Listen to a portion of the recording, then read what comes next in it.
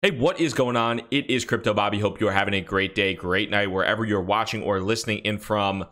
Just got back from Prague. I was out at ETH DevCon for the past week or so. Apologies for the lack of content. My laptop and recording equipment got left in New York, but I am back in New York and looking forward to pumping out a lot of good content. Namely, I got the Casa Hold. I bought one of the first 100 batch, one of the first 100 orders of the Casa Hold Bitcoin Lightning notes. So I'm excited to set that up. We'll likely do an unboxing review video of sorts so you guys could see if that's worth the time. Bought it out of my own pocket so you can see if it's maybe worth checking out on your own as well. We'll also be publishing a bunch of the content and videos from NAC3 that was out in San Francisco. And today, want to get this interview out to you. This was a conversation that I had with Myles Snider, who is the CEO of Aurora EOS, block producer. Myself personally, I have no position in EOS, long, short, nothing. And I am relatively ignorant when it comes to EOS as a whole. And I got a chance to meet Myles before he started an EOS block producer.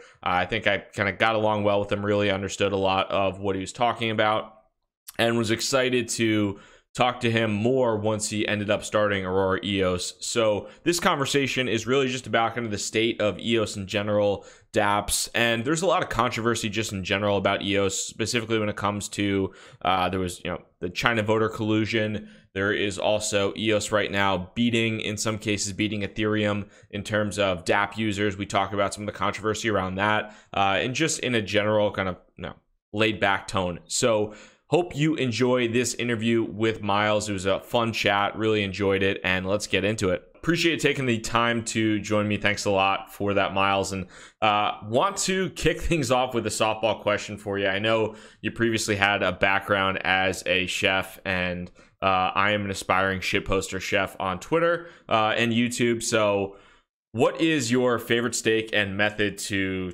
cook it? I think that's something that the world really at this point in time needs to know. I agree. That's actually a really important question I was hoping you would ask. So without a doubt, my favorite steak is a ribeye. Particularly, I prefer a grass-fed, grass-finished ribeye. And my favorite way to do it, I really like to cook ribeye at home. I don't have a large grill at this point because it doesn't really work with my apartment. But I think doing a ribeye on a cast iron is actually an excellent way to do it. So I usually do it with like a little bit of butter and a little bit of olive oil, get the pan ripping hot, sear it on both sides. With all I put on it is really good sea salt. Give it a nice sear on both sides, and then finish it in the oven. And usually before I put it in the oven, I put like another knob of butter in there and some rosemary, Yeah, and then he's a pro. pull it out and baste it in some of that rosemary butter, and that's a beautiful steak right there. Yeah, that's definitely a damn good way to do it, and I have set off my fire alarm in my apartment doing it that way once or twice. So Every single time, there's I no way have to like not a do it. fan that is above my oven Same. and or sorry, above my stove, and it never does a good No, enough job. no, no. But you need those high temperatures to get it right. So Yeah. Oh, that's 100% true. But outside of steak, you've obviously been involved in the crypto world for a while. Would love for you to talk a little bit just about your personal background. I know you were, kind of came, I don't want to say to prominence, but a lot of people knew you for your work that you did at Multicoin Capital, and you recently moved to found a startup in the EOS ecosystem. So would love to just have you introduce your personal background a little bit here. yeah, definitely. So I first started. I was studying economics in college, and that's when I first started paying attention to EOS. Or sorry, for paying attention to crypto. I studied abroad in Argentina when I was a junior in college, and I was studying economics, and I had heard about Bitcoin, probably related to like Silk Road and stuff, kind of when everyone else heard about it, but didn't really take it very seriously. But I met an expat when I was living in Buenos Aires who was, friends with a lot of locals, and he invited me out to dinner one time and brought a friend with his to dinner who I sat next to, and that guy was actually the CTO of Zappo, the Bitcoin custody Yep. company. Their founders are all from Argentina, and so I was kind of asking him what he did, and he was telling me that he works with Bitcoin, and I told him that I'd heard a little bit about it, and he kind of gave me the whole pitch, and that was when I really quote unquote went down the rabbit hole. like that night at dinner, I became super interested. I remember going home and like reading all about it and stuff. And it clicked really easily for me. I think one, because I'd studied economics, but I had also had a lot of exposure to like the Austrian school of economics. Not necessarily in school, but like I had some friends who were big Austrians and had given me some books. And so that sort of, the idea of like a non-government controlled currency was immediately kind of appealing. And then specifically being in Argentina and seeing everything that was going on with their currency crisis, like everyone was buying dollars on the street. No one wanted to hold pesos. A lot of people got, basically the government stole their money. The banks stole their money in 2001 when they had their first major crisis. And so there was a lot of distrust of the local currency there. And, seeing that, especially as an American, where we've had a pretty strong fiat currency for a long time. It was interesting to see that, and that got me even more interested in this idea of currencies that weren't controlled by the government. So I came back from study abroad. That was my senior year of college, and I ended up writing my senior thesis about cryptocurrencies, specifically focusing on their use cases in developing countries or countries with struggling economies, especially those that were like facing a lot of inflation. And so that was kind of my first foray into like research related to cryptocurrencies. So that was a very big like project that I took for most of my senior year. I was doing that thesis, and was paying close attention to the industry throughout that whole time. That was like the 2014, 2015 timeframe when, I think altcoins, the quote unquote altcoins, first started becoming really interesting or popular. And then it was also it was a prolonged bear market. It was a very different time from what we're seeing nowadays. So after graduation, that's when I actually went and worked as a chef. Kind of did that as a temporary fun thing because I love to cook, and it was a nice way to sort of ride out the bear market and wait until there were some really interesting opportunities in crypto. Because I knew that was what I wanted to do professionally. I just decided to put it off for a while. But I was still paying really close attention during that time. Watched Ethereum come online, participated in like the Augur crowd sale, for example, which was really interesting because that was like long before ICOs were really a thing. Yeah. And watched a lot of different things develop, and really had the intention to work in the space full time.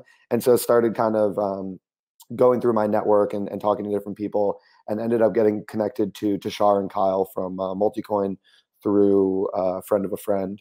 And this was before they'd actually launched Multicoin. They were launching a fund but hadn't done anything publicly. So I got on a phone call with those guys. We had some really good conversations. I ended up flying down to Austin, met with them.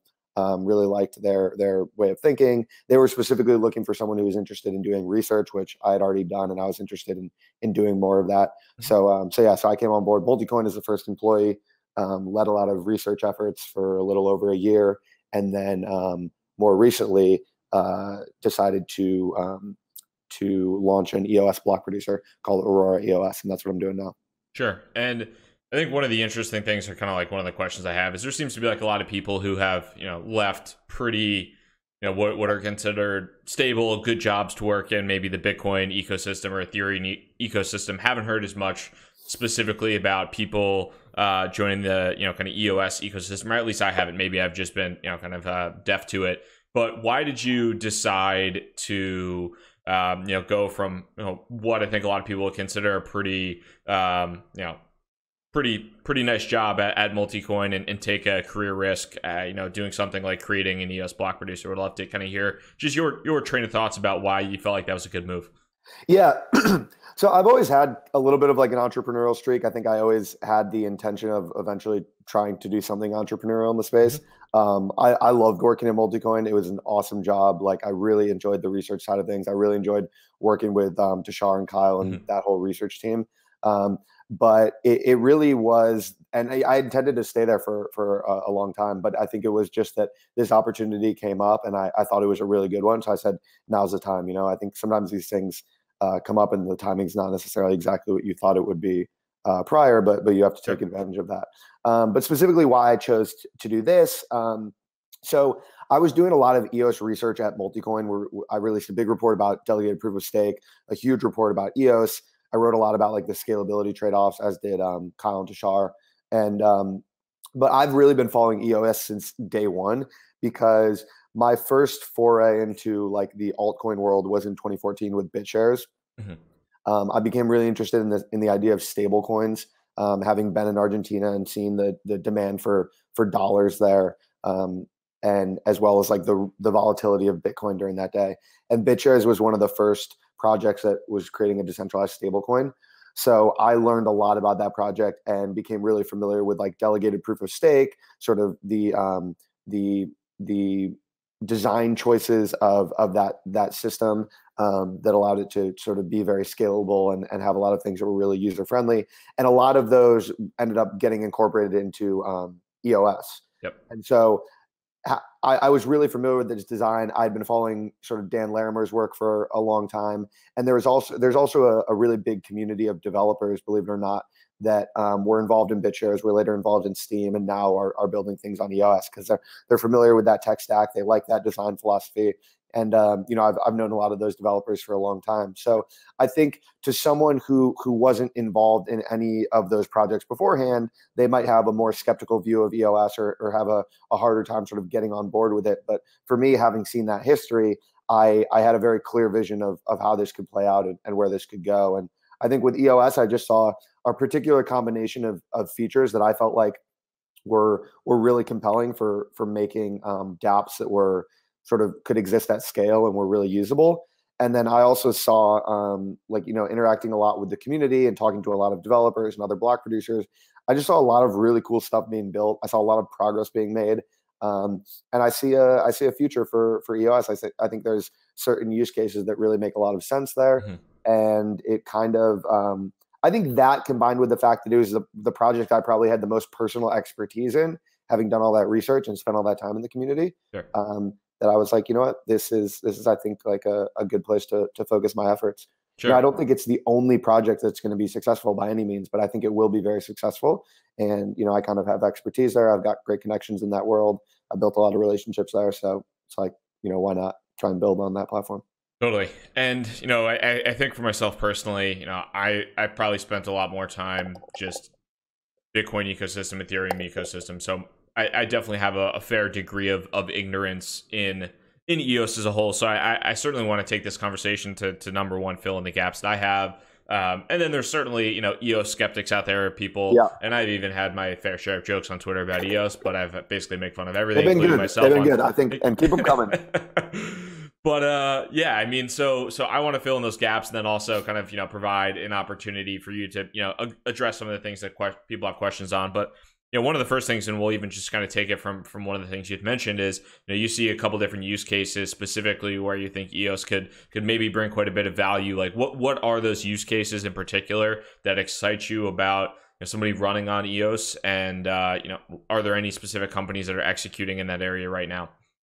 Yeah, so I think that the use cases that I think are really compelling, especially in the near term for EOS, are like gaming, NFTs, decentralized exchanges, potentially even security tokens. Those are probably the big ones. I think that EOS has a combination of, like, I would say a few key features. One is that it's got high scalability, so like a lot of throughput capacity and low latency. It's got no individual transaction fees, so we can kind of get into like what exactly that trade-off is, because nothing is free. I don't want to sell it as a free blockchain, but like you don't pay for individual transactions, which is really more of like a user experience thing. You've got human readable account names, and then you've got this account system where there's these human readable account names and then different key pairs within those accounts that allows you to do all sorts of different permissions and things like that are really interesting from like a security and usability perspective. But I think that there's a lot of use cases that are pretty interesting, but that you're only going to appeal to a very small audience if you go after like crypto native people who know what public key cryptography is and are really technical and know how to sort of use this crazy new technology. Whereas if you want to really bridge that gap and get a lot of users who aren't familiar with these things, who are just everyday users who use the app because it's useful, then I think you have to focus a lot more on usability. And I think having like high throughput and low latency is really important there, because users hate latency. They hate waiting for things to confirm. Mm-hmm. And you'll end up just, even if you onboard users, if they have all these latency issues, you'll end up just losing a bunch of them who never come back. Yep. And then things like these human readable account names, like you want users to be able to interact with an application and send tokens to other users, not having to send them to these long strings of letters and numbers. And then I think the big one is no transaction fees. When you use, Bitcoin or Ethereum or whatever it is, you pay for each sort of computation that you want to do on the network, and there's a cost there, and that cost can be variable depending on what the network congestion is like and some other factors.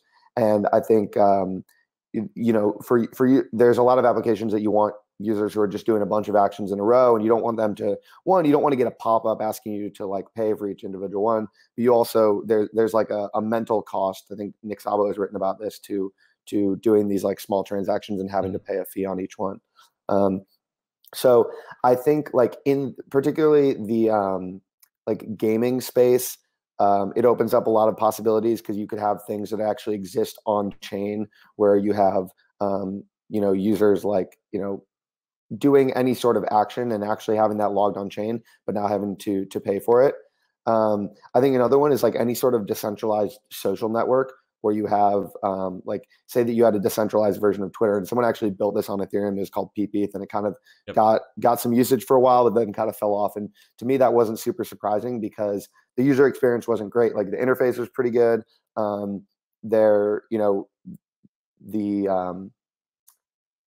Just sort of the interface and all that. You had to pay to tweet essentially, though, right? Say it again. You had to pay to. There was a paid element to it. Pay to tweet, and then eventually they sort of bundled it, and you would do all these actions and then pay to have them like stamped on the blockchain as a whole. But either way, you still had to pay for that sort of final settlement on the blockchain, and you're never going to get users to migrate to a platform where they have to pay for those kind of things. And so I think with having no individual transaction fees, that really opens up the design space for what you can do with a dApp. You can also have things like low stakes gambling, and like that's like the first use case we're really seeing blow up on EOS, where you have users who can do like a provably fair dice roll game, and they're only really betting with like a couple dollars worth of EOS, and you can do a bunch of those transactions in a row. Whereas potentially on other platforms, the cost per transaction would just make that extremely prohibitive. So, it's still very early on EOS, and I don't think like some of those use cases I talked about, like NFTs, we haven't really seen any big NFT projects. There's one called Monster EOS. It's kind of fun, kind of like a CryptoKitties type of thing. But I think we'll see more. And we haven't really seen any like social networks come on yet, but I think EOS as a platform makes more sense for those. And I certainly think we will see those. What we have seen take off is like the first use case that people really seem to be liking is these gambling applications. And that, again, isn't super surprising to me. I mean, for like, that was the first thing that took off on Bitcoin for like from like an application perspective. Yeah, exactly. And we're seeing it's literally dice games have been the first ones. And so this isn't an endorsement of any of those games. Those are obviously, speculative and risky, and you can use a lot of money and get they're like addictive and all that. But I do think it's really, really interesting to watch this ecosystem play out, because you've got these applications that the levels of usability I think are very high, higher than what we've seen on other platforms. There's also like a mobile friendliness that EOS has found that I haven't seen with a lot of other platforms. Like a lot of these mobile wallets are really user friendly, and you can sign transactions with Touch ID, and you can actually use these dApps from within the mobile wallet. So things like EOS Links and Token Pocket and Scatter Mobile is coming out soon. So that's been really interesting. But I also think just watching this like open source competition for these gambling applications play out has been fascinating, because it sort of these things are provably fair, but they have a house edge, and you're seeing all these competitors and clones pop up using other ways to try and incentivize users or outcompete the existing ones. And I think that we're going to see some pretty interesting like case studies over the next few months on EOS for how open source competition among dApps will play out. And like, will it be a race to the bottom with margins, or will there be other ways that they can sort of carve a moat around their users? Totally. And one question, and I guess maybe this is like a first opportunity to address a little bit around block producers, and we'll get into kind of exactly what you do as a block producer and kind of the value you bring to the network. But I think one of the big gambling, or probably one of the bigger gambling things was recently on Ethereum that got a ton of like press, was the proof of weak hands, or proof POW3HD or whatever the hell it was. That got a ton of traction. And there was one thing, I think it was in like a Slack group that they had or something like that, where the admins had basically mentioned, why don't you run this on EOS? Because it would make maybe more sense to do this on EOS, because there's maybe a little bit less friction with the transaction costs and some of the other components of how they structured the game. And they had mentioned, I think specifically, it was like one of the admins, we'd be a little bit worried. I think I'm kind of paraphrasing this, but we'd be a little bit worried that the block producers wouldn't like what we're doing because it might be seen as a Ponzi scheme and they would shut us down. So could maybe you talk a little bit about like governance from like a block producer perspective in regards to how something like that might function, that we can get into some more details specifically around kind of what block producers do and you specifically as well. Yeah, absolutely. I mean, I think the first thing is that the developers of Proof of Weak Hands 3D, I actually think that they're probably mistaken there. I mean, there's a big app that took off on EOS recently called Pixel Master that was literally like Satoshi's Place plus Proof of Weak Hands 3D, and was like a very similar scheme where you have to like buy out people's pixels if you want to draw on top of them and things like that. So it's sort of like, the market will test that hypothesis of theirs. We're going to see people build, and we already are seeing people build sort of proof of weak hands style games on EOS. And, thus far they haven't been shut down by block producers. The block producers it's not really like, I think people have this idea that like these block producers could just get together and decide, hey, we don't like this app or that app. It's like, it's really not that simple. These are different companies that are spread out all over the world in different jurisdictions. The people leading them have very different ideas about how EOS should work, and what is good for the network and what isn't, and that's actually good because it kind of provides these like checks and balances.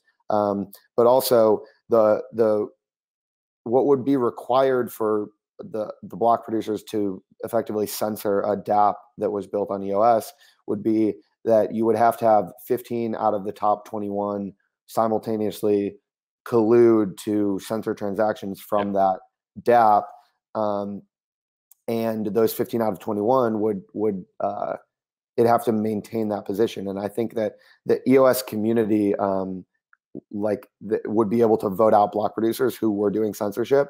And I don't get the sense at all that the EOS community is in favor of having block producers decide which apps should be allowed on the platform and which ones shouldn't. Sure. And thus far, that's what we've seen. Sure. And you had kind of talked a little bit about 15 out of 21 basically having to get together and collude. There was a whole big thing about EOS block producer collusion, I think, recently, and I recall you might have written something about that. Would you mind explaining, what some of the rumor was there and just your overall like thought process on kind of what that situation was about? Yeah. So there was a supposedly internal memo from one of the exchanges that was leaked. It was never verified, and at this point, I'm going to lean towards saying that it probably wasn't real because we never saw any verification of it there. But what was alleged, it wasn't like per se like malicious collusion among block producers for censorship or anything like that. It was alleged that certain block producers were paying one another for votes, or essentially doing like vote sharing schemes where they're saying, okay, you control X number of votes, I control X number of votes, we'll vote for each other. Or we control a bunch of votes, we'll vote for your block producer if you kick back a certain portion of your proceeds to us. And I've always said that like all of these networks are political. Mhm. They're political in different ways, and I do think that like delegated proof of stake is more political than some of these systems that have like off-chain governance or loosely coupled, non-formalized governance, whatever you want to call it. You have voting, and you have nodes that are profitable entities. So you're always going to have some level of people trying to do those things, and I think that you can't really prevent it, and you probably shouldn't waste too much energy trying to prevent it, because you're ultimately it's just going to be like a game of whack-a-mole. I think what you can do is focus on ways that make it less likely, less effective, less profitable, and less likely to affect the security of the network. And the point that we're at right now is that there's not. I think only about 25% of EOS token holders are actively voting. Mhm. And so when you have a minority of users actually voting, then someone who's got a small stake, that if 100% of people were voting, that would be a very small stake. Well, if only 25% are voting, then that's actually a much larger proportional stake. And that gives them thus a much larger sort of say over the governance of the network. And so I think one way that you combat this is to just try and increase total voter participation. And we wrote a blog post called "Combating Vote Manipulation" on EOS that dives into this. And I think it's just something that comes with the maturity of the network. We're very early with EOS, and people are still getting used to this idea of on-chain governance, and either participating directly in voting or proxying your vote to a proxy. And I think as time goes on, more and more people who have like a vested long-term interest in EOS, whether those are crypto investors or dApps that have built on top of EOS, or enterprises that have built on top of EOS, or just sort of like individual holders, those people are incentivized to keep EOS healthy. Whereas right now, what you have is you have a lot of sort of speculators who Yep. are keeping their tokens on exchange and are really just speculating on a price increase in EOS, which is fine. You're always going to have speculators. But for example, some of the bigger dApps on EOS have for-profit business models, and they've generated a lot of EOS with their dApps. And so they've got large amounts of EOS in their accounts, and they're voting for block producers. And it's in their best interest to vote for block producers that are going to improve the network, because those dApps have built businesses that rely on EOS being successful. Mhm. And it's the same thing if you were a long-term EOS token holder. If you're a crypto fund with a big position in EOS, and you want to see that value go up, you're incentivized to make sure that the network is healthy. There's a lot of people who still haven't made that leap yet, though. They think, hey, I just hold EOS, and it doesn't matter what I do. So I think part of it is just educating people around this new idea of on-chain governance and voting and how they do that. And then the other part of it is the tools that make it easy to do that securely. And we're still not quite there yet. I mean, like Ledger just added EOS Mhm. support. We're seeing more different types of wallets come online, but all these things are very new. So I think once we have really easy ways for people to vote securely, that's going to be another issue. I don't think voter apathy is the only issue here. I think UX is also a big issue. Sure. Um, sorry, I'll go ahead. No, I was just gonna say. I mean, as far as one thing you'd mentioned, obviously there's it's interesting from I guess like block producer standpoint, because there's obviously financial incentives to be a block producer and Oh to yeah. move up in the varying levels, I guess, in terms of in terms of votes. You are a newer block producer on the scene in EOS. What are you doing in terms of like trying to add value to the EOS ecosystem? How is that going so far? Like, what have you learned around the process, along the process so far? Would love to hear your thoughts there. Yeah, definitely. So yeah, we're one of the we announced officially a little over a month ago, and we were one of the first block producers to actually announce our candidacy after the mainnet launch. A lot of the block producers who were around like in June, they're the ones you see in the top 21, the top 50 right now, and that's great. There's a lot of great ones who have done an amazing job. So we're fighting a little bit more of an uphill battle being a new block producer, but we did feel like there was room for more high quality block producers. And we felt that we could differentiate ourselves. So before I go into like what we're focusing on at Aurora, like the idea of a block producer is this very interesting business model, because it's really a two-part business model. One part is running the node and, having the infrastructure, which is not trivial at all. There's pretty significant infrastructure you need to run. And because EOS is so new and a lot of things are changing, you need to be on top of that. So that's one half of it. And then the other half is like, it can be any sort of business in the world that gets you votes. So, some block producers have focused on building developer tools, and they're saying, we're going to build the best developer tools. We're going to give them away for free. And that's going to get us votes. And so that's sort of going to be our business model, because, once you get votes, that's how you make income. Other block producers have said, we're actually going to build dApps ourselves. That's going to be sort of our specialty. Others have taken like a sort of a community focus. So with Aurora, what we saw was that there was a lot of, I think, like confusion regarding EOS. There was a lot of really sort of like tough issues that EOS was facing, and a lot of changing things. And before I launched Aurora, I spent a really long time talking to like developers, talking to people in the EOS community, talking to people outside of the EOS community, talking to different businesses and funds, and kind of asking them like, what are you interested in seeing out of block producers? What are your thoughts on the current state of EOS and all that? And I think consistently, one of the things we heard was like, we'd like more sort of good insights onto, what's happening with the platform. Because there was a lot of people who sort of bought into EOS maybe 6 months ago, 8 months ago, and haven't really followed all of the discussions that are happening within that core community. And that itself can be a full-time job. There's like a million different Telegram chats happening. And that's just the Western community. And then there's the Eastern community, with a lot of that taking place on WeChat and in some of these other forums. And so we saw an opportunity to really like synthesize a lot of that information and package it and present it to the EOS community in a more digestible way.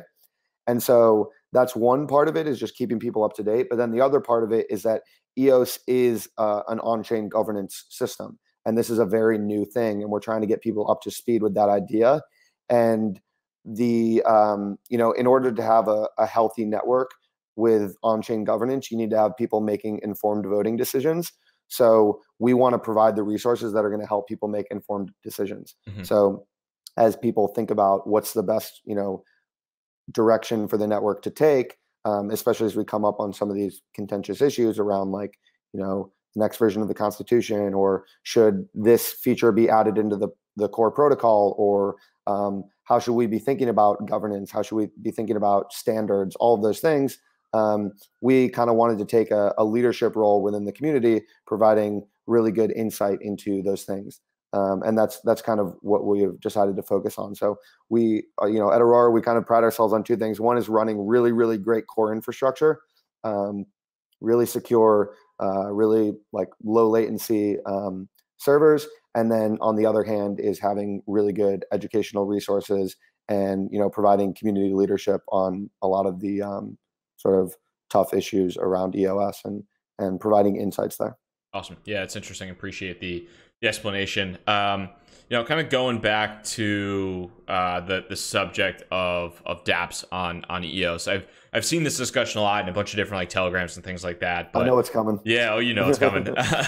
So whether it's dApp Radar or any of the other ones out there, there's like Ethereum users and the transactions on Ethereum, and then there's now EOS and the transaction numbers and the user numbers, and a lot of it, like you said before, is these gambling sites. But there's a big debate, I think, as far as people accusing EOS or I guess users on EOS, whatever it might be, of basically faking user numbers on these dApps. Do you feel like that's number one? Is that happening? Is it natural growth?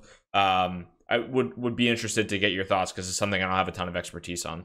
Yeah, and so I'm happy to address that issue here, because I think it's like an arena where we can have like a productive conversation around it.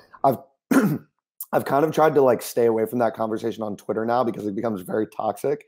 And the truth is, at the end of the day, there's no way to actually prove these things. I mean, I don't necessarily know of anyone who's trying to do super in-depth analysis of on-chain data to gain any further insights. Maybe someone is. If you're out there, get in touch. I'd love to talk to you about it. But there's no real way to know, like, is this 100% organic usage? Are some of the developers of these dApps, creating a bunch of transactions? What is the incentive there? What would it cost them? It's hard to say exactly, but there's a few things to consider that are important. The first is that I invite any person who is sort of skeptical of EOS dApps being able to achieve high numbers of users to please sign up for an EOS account, create an EOS account, and go use one of these dApps, and you'll just see the level of usability is really impressive. The user experience is really impressive. It's probably like nothing you've ever experienced while using a decentralized application.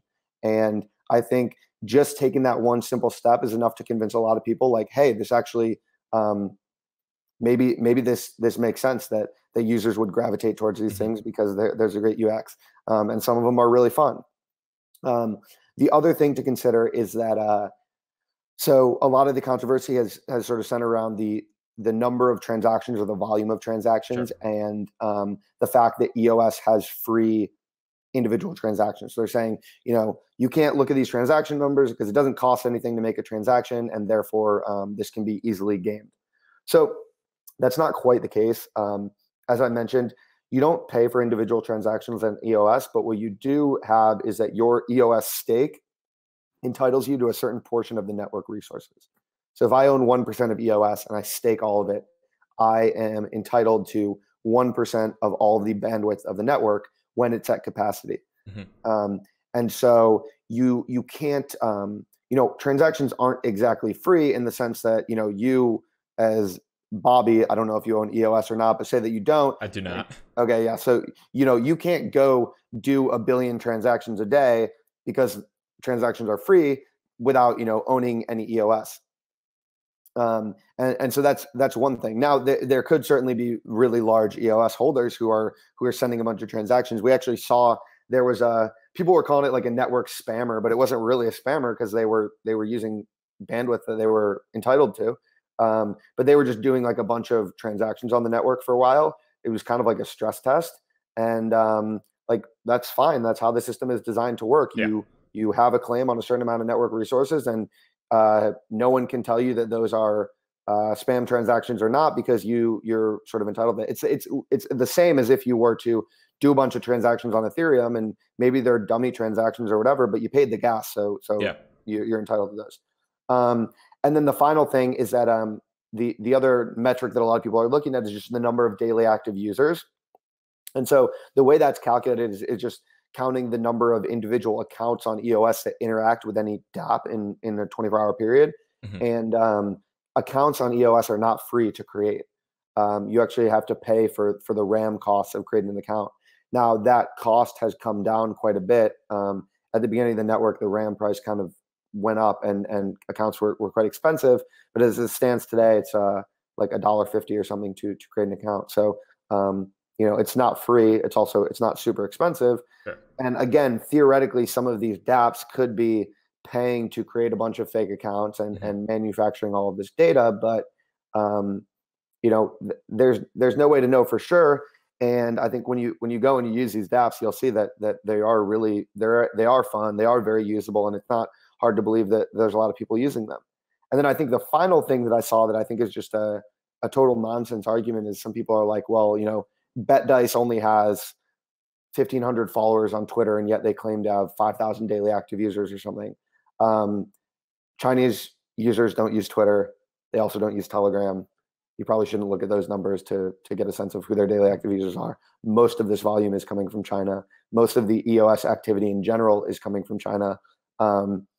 I really think that a lot of people here in the West sort of underestimate how much popularity and sort of market penetration and development and usage EOS has in China, and they're a little bit, they're kind of in a bubble a little bit, living here and maybe not seeing the Western crypto investors and commentators and all of that pay as much attention to EOS, but there's really a lot happening in China, and so given that all those users are out there, you're better off looking at like, how many people are in the Bet Dice WeChat group or something like that. Mm-hmm.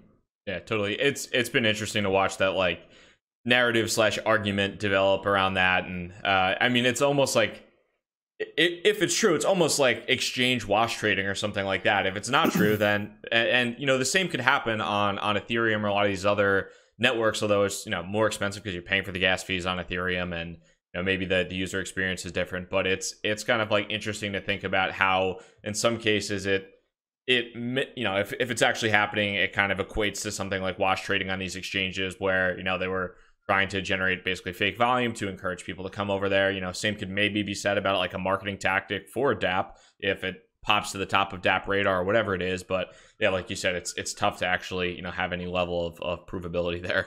Yeah, totally. And like you're spot on. Like it could be happening, and you could do it on Ethereum. It would cost a lot. Although, like I said, it's not exactly free to do it on EOS, and it's kind of like how much money are these dApps willing to burn to try to get those numbers up, and in order to sort of ultimately get more actual users, and thus increase their profitability. But the reason I've kind of stopped participating in these discussions is that it's just not a productive argument. Mm-hmm. You're just going to go back and forth, and I could tell you all the reasons why it's probably not fake, and you could tell me all the reasons why it probably is. At the end of the day, I'd rather just like focus on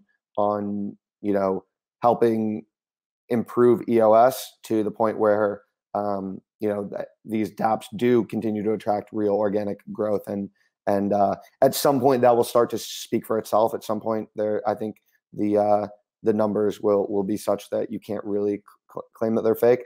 But it's just not a super productive discussion at this point. Yeah, totally.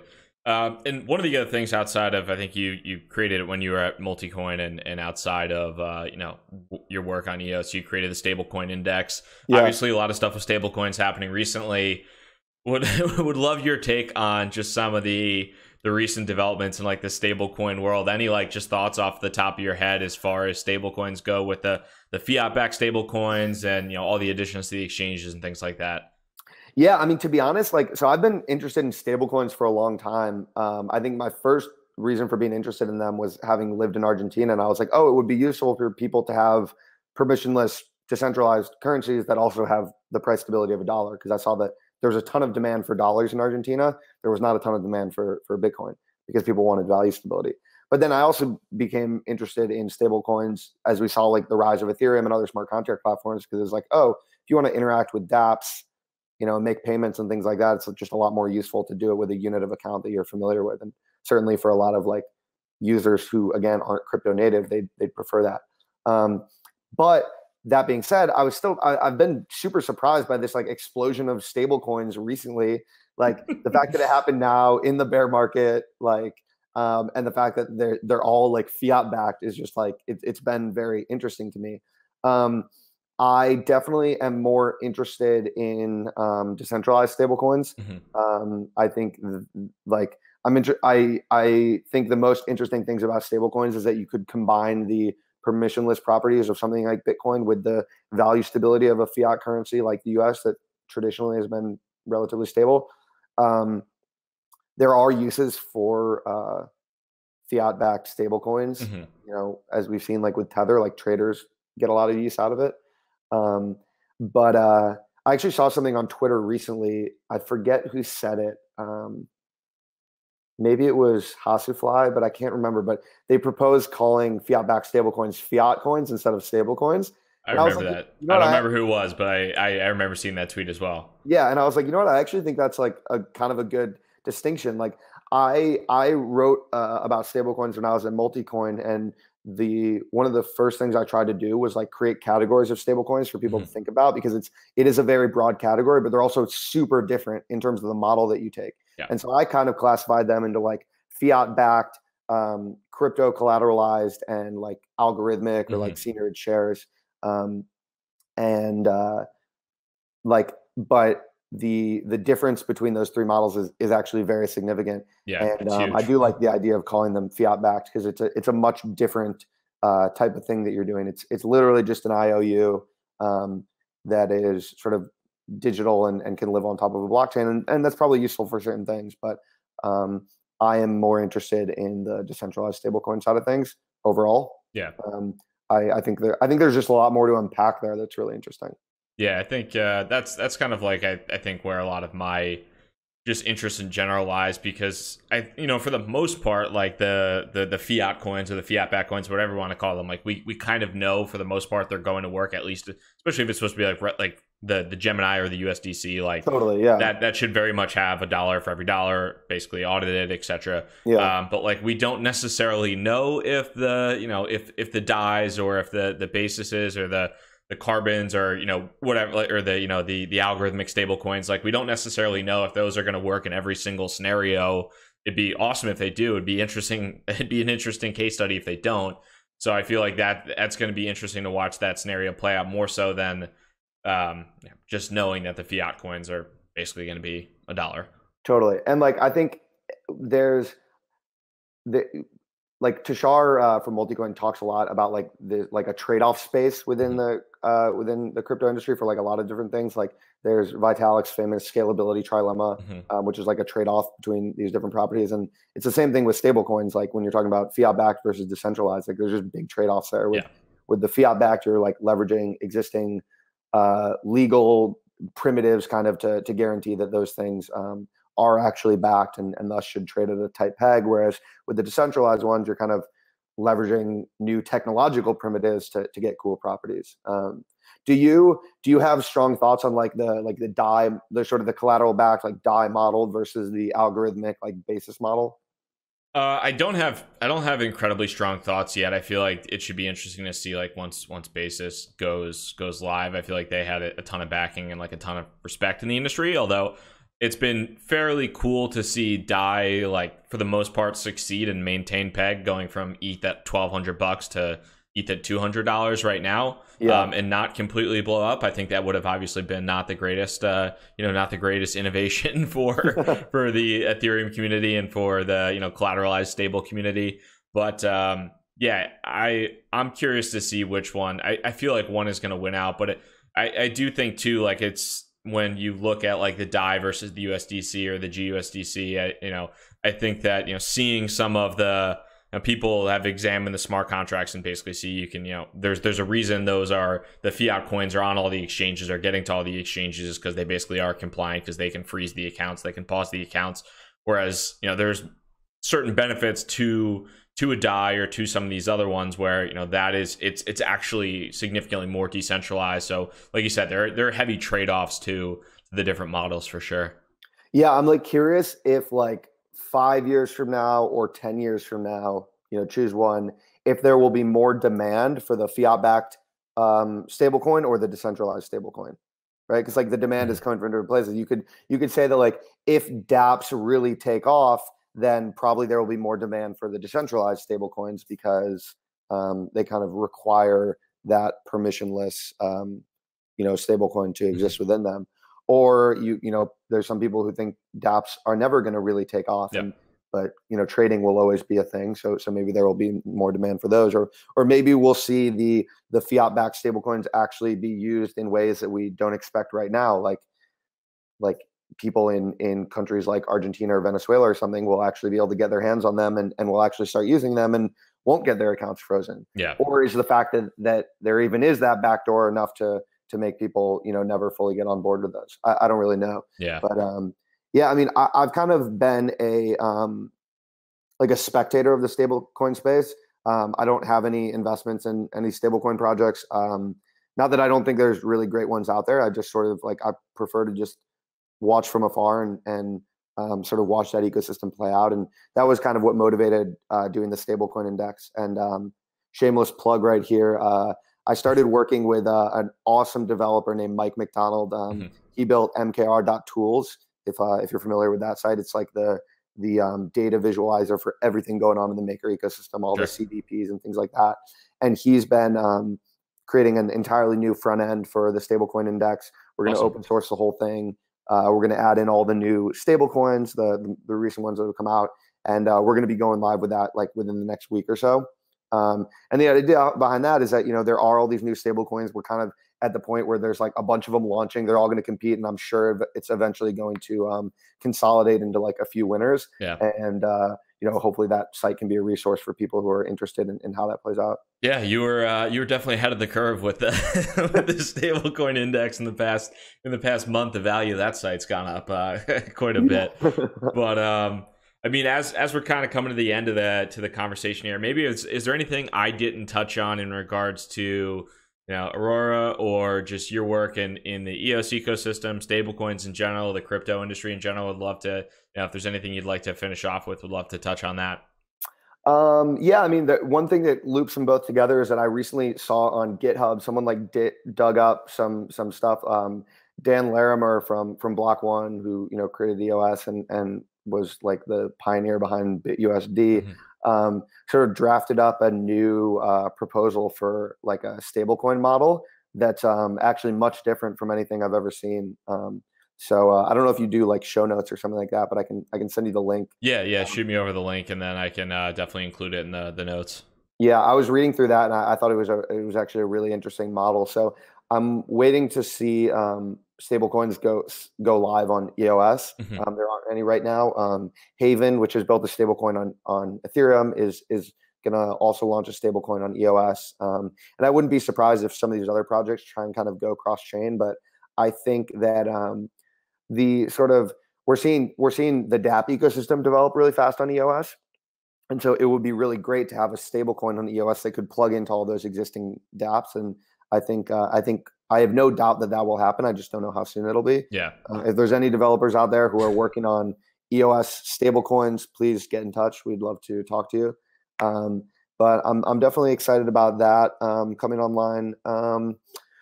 What else? I would say that if people are, I think I would encourage people to have an open mind with EOS.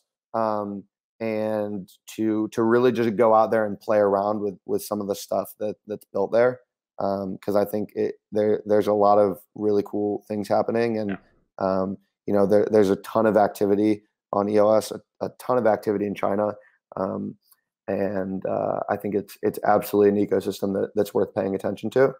And then if anyone is sort of already onboarded onto EOS and wants to dive a lot deeper.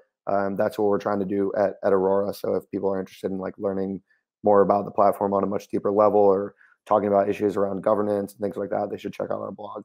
Awesome. Yeah, I'll link to your Twitter profile and the blog and the show notes and all that good stuff. But really appreciate you taking the time.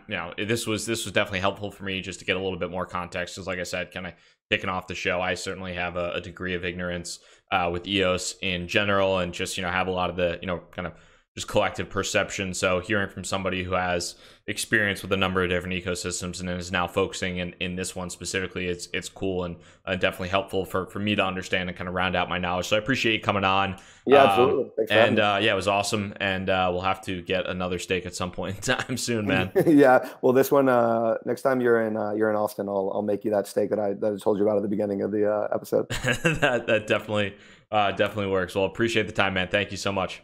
All right. Thanks, Bobby.